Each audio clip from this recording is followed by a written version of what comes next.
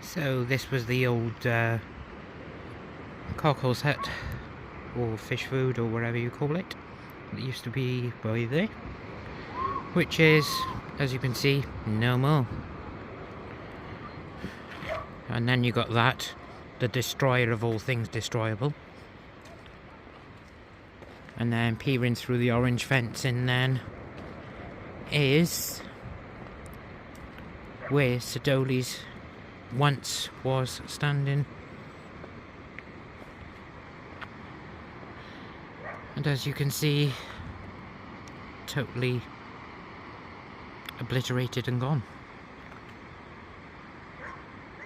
So yeah, that is all from Coney Beach as I pan around to see the sorry signs there of the once famous entrance of the fair. So, goodbye for now from Coney Beach. Don't forget to subscribe, comment, like, share your stories or your childhood memories if you want to, that is. It's entirely up to you. So, that's all for now. Bye!